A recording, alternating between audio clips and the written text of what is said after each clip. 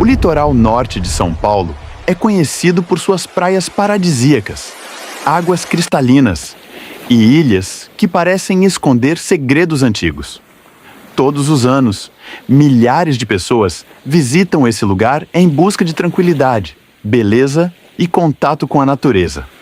Mas o que poucos imaginam é que por trás desse cenário perfeito, existem histórias que desafiam qualquer explicação. Relatos de luzes no céu, objetos silenciosos sobre o mar e encontros que nunca foram totalmente esclarecidos. Em cidades como São Sebastião, Ubatuba, Caraguatatuba, Ilhabela e Litoral Sul Paulista, esses registros vêm sendo feitos há décadas e alguns deles são perturbadores. Em julho de 1956, um caso chamou a atenção de todo o país. O advogado João de Freitas Guimarães estava na praia central de São Sebastião, quando um objeto em forma de disco apareceu. Segundo seu relato, ele foi levado pela nave e, horas depois, devolvido no mesmo local, sem ferimentos, mas profundamente abalado. Um ano depois, em 7 de setembro de 1957, na Praia das Toninhas, em Ubatuba, testemunhas viram um objeto voador cruzar o céu em alta velocidade. Segundos depois, ele explodiu no ar. Fragmentos metálicos caíram na praia e foram recolhidos para análise. Inclusive, o ufólogo Edson Boaventura Jr. fez várias matérias sobre o evento. Reza a lenda, que não é lenda, que isso aí é fato, né? Que na Praia das Toninhas, em Ubatuba, no dia 7 de setembro de 1957, tinha ali alguns turistas e pescadores. Naquela época, em 57, tinha 6 casas de pescadores, de caiçaras, que às vezes eram alugadas, né, por esses turistas. Como era um feriado de 7 de setembro, então tinha muita gente ali passando o final de semana, muita gente ia para pescar, ficar ali um feriado tranquilo. Sim. Outros iam para beber também. E aí, de repente, eles contam que um objeto em forma de prato de disco voador desceu até próximo da água e quando ele foi subir, ele explodiu. Um outro depoimento fala de um outro objeto que veio e aparentemente teria se chocado como se estivessem brigando. Só que um saiu e foi embora e o outro explodiu. E aí o que aconteceu? O pedaço maior caiu dentro da água e os pedaços menores chegaram, alguns na areia, alguns ali próximo à praia, e aí eles esperaram meio que esfriar e algumas pessoas coletaram isso. Décadas mais tarde, em 1991, na Serra de Maresias, um caminhoneiro dirigia durante a noite, quando uma luz intensa surgiu à sua frente. O motor do caminhão simplesmente apagou. Outro veículo também parou. E então, ele viu 2 seres próximos à luz. Mas nem todos os relatos vêm da terra firme. Na região de Ilhabela, pescadores e moradores descrevem luzes estranhas pairando sobre o mar em completo silêncio.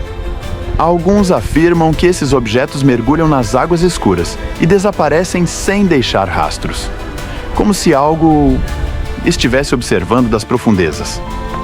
Em 1996, um novo relato surgiu em Caraguatatuba. Durante a madrugada, um ex-funcionário da Embraer afirmou ter visto um disco voador pousando na praia do Porto Novo. Um objeto em forma de disco desceu silenciosamente próximo à praia. Segundo o relato, 2 figuras de baixa estatura foram vistas próximas à estrutura. O casal observou tudo à distância, sem conseguir entender o que estava diante deles.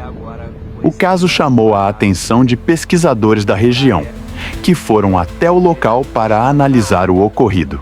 O caso do pouso de Caraguatatuba, ele foi publicado nesse boletim Subsawa, editado pelo GUG, Grupo Ufológico do Guarujá, na sua edição número 41. E na página 7, nós temos aqui pouso de OVNI na praia de Caraguatatuba. Então, o que aconteceu nesse caso? Ele envolveu 2 testemunhas que é um ex-projetista da Embraer chamado César Miglioranza e a sua esposa Marisa. No dia 21 de junho de 1996, por volta das 0h15, eles estavam ali na praia de Porto Novo, quando de repente a sua atenção foi despertada por uma grande luz branca que vinha de Ilhabela em direção ali à praia. E em poucos momentos, aquele objeto luminoso já estava próximo dos dois ali. E aí eles observaram que, na verdade, o objeto era um formato de disco, era um disco prateado.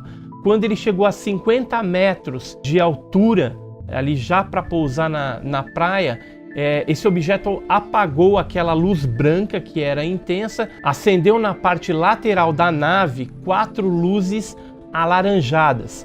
E aí esse objeto começou a descer até que ele pousou na praia ali. E eles ficaram atônitos olhando para aquela imagem quando perceberam, né, que a luz focava ali a areia da praia, e eles viram que apareceu de repente 2 criaturas de 1,20 m de altura, aproximadamente.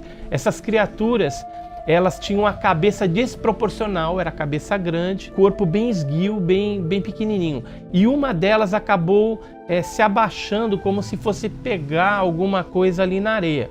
E eles olhando aquela cena, sem saber o que estava acontecendo, ficaram se entreolhando, né? O César com a Marisa, né? Meio, o que está se passando? Nisso, o que aconteceu? Simplesmente, o César, por exemplo, descreveu para a equipe do GUG, que estava lá investigando o caso na época, que era eu, o Jamil Villanova e o Wallace Albino.